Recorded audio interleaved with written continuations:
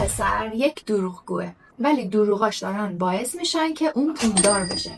اسمش فرانسیسه و 16 سالشه. اهل نیویورکه و نمیتونه از دردسر دور بمونه. همیشه دروغ میگه و از پدر و مادرش و مغازه‌های محلیشون دزدی میکنه.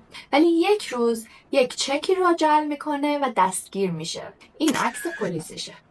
بعد از اینکه آزاد میشه، فرانسیس دوباره شروع به جرم و جنایت میکنه و در نهایت یک ماشین میدزده و به کالیفرنیا فرار میکنه. چند هفته بعد دوباره دستگیر میشه و دوباره به نیویورک برگردونده میشه، جایی که چندین حکم بازداشت براش صادر شده. در نیویورک فرانسیس از چک‌های جعلی استفاده میکنه تا یک لباس خلبانی بخره، چون فکر میکنه که اگر شبیه خلبان‌ها باشه که شغلی بسیار معتبره، مغازه‌ها و بانک‌ها بهش بیشتر اعتماد میکنن و چک‌های جعلیشو نقد میکنن. ولی این نقشه خیلی خوب عمل نمیکنه، چون دوباره به خاطر استفاده از چک‌های دزدی دستگیر میشه. 2 سال بعدی رو توی زندان میگذرونه و وقتی آزاد میشه 19 سالشه. 1 ماه بعد دوباره تو باستن به خاطر تلاش دزدیدن ماشین و نوشتن چک‌های بد دستگیر میشه. پس دوباره به زندان میفرستنش و 1 سال دیگه اونجا میمونه. حالا 20 سالشه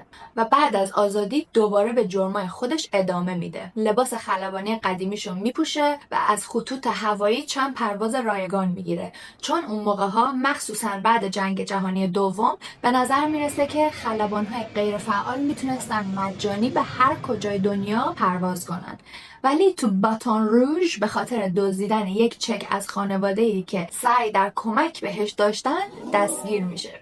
از اونجا به اروپا فرار میکنه و دوباره به دزدیدن ماشین و نقد کردن چک‌های جعلی توی فرانسه و سوئد برمیگرده. بعد تو فرانسه دستگیر میشه و به آمریکا برگردونده میشه.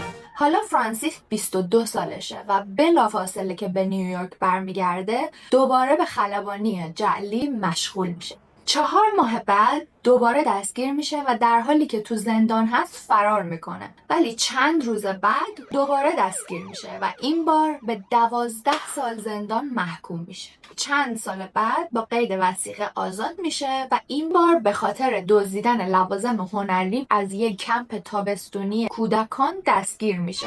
تو این مرحله فرانسیس حدود 26 سالشه و تو این زمان به گاراژ افسر نظارت خودش نقل مکان میکنه تا اون بتونه بهش نظارت داشته باشه و به نظر میرسه که داره درسش رو یاد میگیره، تا زمانی که حدود 27 سالشه که تصمیم میگیره شرکت مشاوره ضد تقلب خودش رو راه بندازه و شروع به برگزاری سمینارهای پیشگیری از جرم میکنه که تو اونها سخنرانی میکنه. تو این سخنرانی‌ها به همه میگه که یک جنایتکار اصلاح شده است، شروع به ساختن داستانهای شگفت انگیز میکنه. این که از سن 16 سالگی تا 20 سالگی به یه بیمارستان نفوذ کرده و 1 سال تمام تظاهر به پزشک کودکان کرده و اینکه 2.5 میلیون دلار از خطوط هوایی دزدیده و FBI برای سالها به دنبالش بودن و اون یک نوع فرار جسورانه از طریق توالت هواپیما داشته.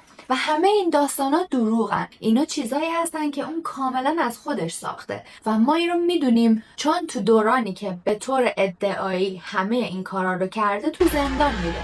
همه اینها تو سوابق عمومیش هم هست. تنها چیزی که واقعا انجام داده نوشتن چک‌های بد، فریب دادن چند دوستش و گرفتن چند پرواز رایگان بوده. ولی هیچ کدوم از اینا هیچ اهمیتی نداره، چون وقتی فرانسیس این داستانای شگفت انگیزش رو میگه مردم جذب میشن و از شنیدن این حرفا لذت میبرن و در نهایت داستانهای دروغین فرانسیس اونقدر محبوب میشن که اون به برنامه تودی شو دعوت میشه و مردم هم تماشا میکنن و اونو میبلن. اونها دوستش دارن و بعد از اون به برنامه جانی کارسن دعوت میشه، جایی که دوباره این دروغ‌ها رو تکرار میکنه. ناگهان اون توجه رسانه‌های زیادی رو دریافت میکنه. مردم میخوان بیشتر دربارش بدونن. پس اون با یه نویسنده همکاری میکنه و یه خود زندگی نامه مینویسه. 2 سال بعد کتابش که شامل داستان‌های دروغینش درباره زندگیشه منتشر میشه و شما حتما اونو شنیدید. اسمش Catch Me If You Can هست و به سرعت به پرفروشترین کتاب نیویورک تایمز تبدیل میشه و بعد فرانسیس حقوق فیلمش رو میفروشه و 17 سال بعد به دریم ورکس میرسه و اونا یه فیلم با کارگردانی استیون سپیلبرگ و با بازی تام هنگس و لیوناردو دیکاپریو میسازن و فیلم به یه موفقیت بزرگ تبدیل میشه. سالها بعد اون رو به نمایش موزیکال تبدیل میکنن. تو تمام این مدت حتی بعد موفقیت کتاب و فیلم، فرانسیس در حال انجام حضورهای مهمانی و سخنرانی‌های عمومی هست. همون داستانای دروغین درباره زندگیش که به جمعیت زیادی میگه. تا اینکه اخیراً تو عصر اینترنت روزنامه‌نگارها شروع به بررسی دقیق میکنن و زندگیش رو از طریق مصاحبه ها و سوابق عمومی دنبال میکنن و متوجه میشن که فرانسیس یک کلاهبردار نابغه نیست. اون فقط یک دروغگو بیمارگونه است و تا به امروز اون هنوز شرکت مشاوره ضد تقلب خودش رو ادامه میده و همچنان در حال سخنرانی‌های عمومی هست و داستان‌های دروغین درباره زندگیش رو به جمعیت زیادی میگه. اینم عکسش.